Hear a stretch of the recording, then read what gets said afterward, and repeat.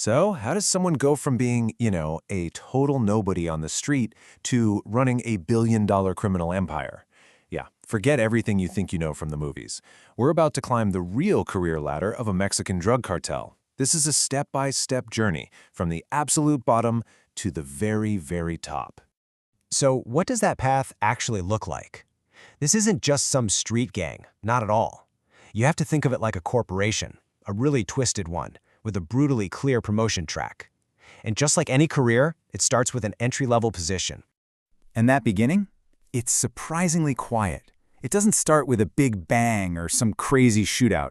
It starts right here. Picture this. You're 15 years old, just sitting on a cheap plastic chair outside a corner store. You've got a phone, maybe a Coke, and one single, critical job. This is it. This is where your new life begins. Okay, welcome to the street level. This is where you prove you can be trusted, where you learn the rules of the game and face your first real tests. Your whole journey starts with one of two very specific jobs. So, your first role is the Helcon, which just means lookout. And the job is dead simple. Watch the road. You see military trucks, you text the word bird. See those black SUVs that belong to a rival cartel? You text snake. That's it. For this, you get $100 a week in cash. You're basically just part of the scenery, but man, you're learning. You see the local cops drive by and actually wave because, yep, they're on the payroll. And for a little while, it's easy money. Until, of course, the day you mess up. You just freeze. You forget to send the warning. And maybe 30 seconds later, a man appears. He doesn't yell, he doesn't make a scene. He just looks right through you and delivers this message. And let me tell you, it's the only warning you will ever get. The consequences, even down here at the lowest level, are absolute. You do not forget again. But you didn't forget. You proved yourself, so you get a promotion, transporter. You show up at some dusty warehouse and they toss you the keys to a semi-truck full of watermelons, but welded into the floor is your real cargo, a half-ton of pure meth. Welcome to the big leagues. And right away, here's the risk. One wrong move, one nosy officer at a checkpoint, one nervous glance, and this is your future. 20 years. 20 years in a maximum security prison. And believe me, the cartel isn't sending a lawyer for you. They'll just find a new driver.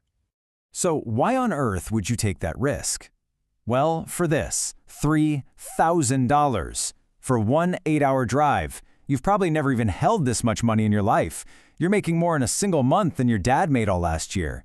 And all of a sudden, that huge risk, it starts to feel rational. So you do it again and again. It almost becomes routine.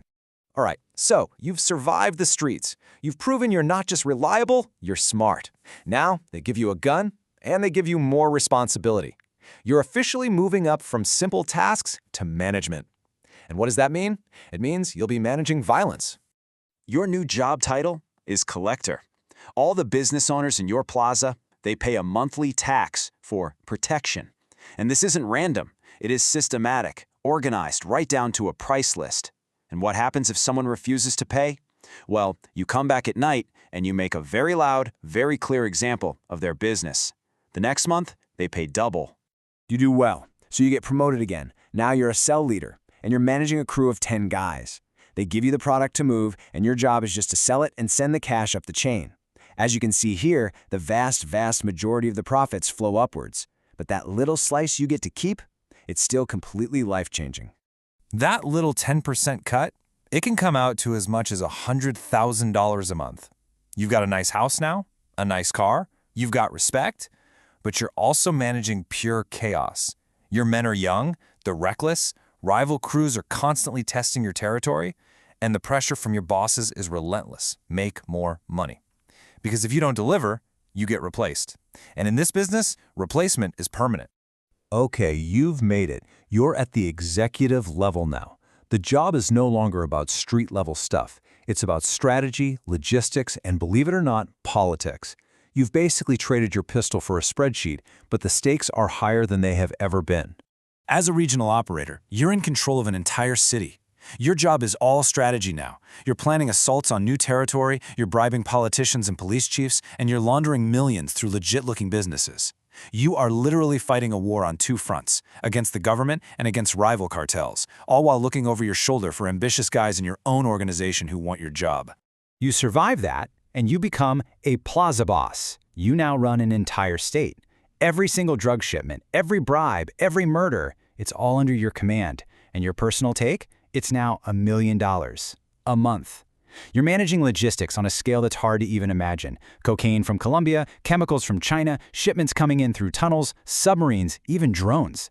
But with all that power comes a hell of a price. You're basically a ghost now.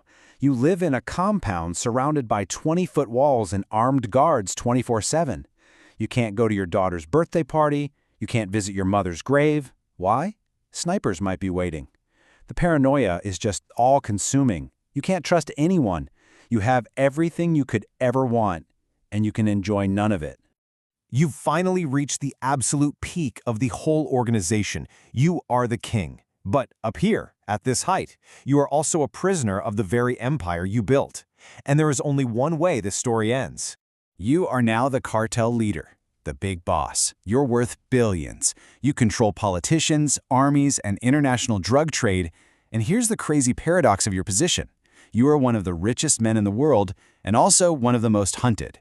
The U.S. government has a $10 million bounty on your head. And then it happens. Maybe it was a pre-dawn raid. Maybe it was a betrayal from someone in your inner circle. But they get you.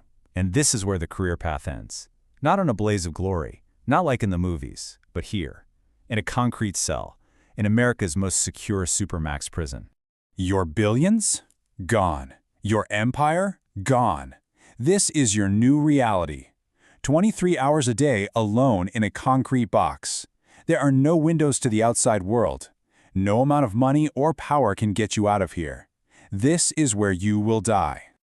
But listen, this is probably the most important part of the entire story. Your journey is over. You're a ghost now, just a cautionary tale. The business, however, the business continues. It barely even registers that you're gone. See, the individual is always disposable. The leader is replaceable. The entire structure is designed specifically to absorb the loss of any single person, even the one at the very top. The organization itself is basically immortal. And this is how the cycle works. It's almost beautiful in its brutality. The king is captured or killed. A lieutenant or a son or a nephew immediately takes his place. The drugs keep flowing, the money keeps moving, and a spot has just opened up at the bottom of the ladder. Your fall creates a new opportunity. Which brings us right back to the very beginning. Your story is over, but the empire is still running, still hiring. Somewhere, right now, another 15-year-old has just been handed a phone and told to watch the road. The only real question left is, who's sitting on that plastic chair now?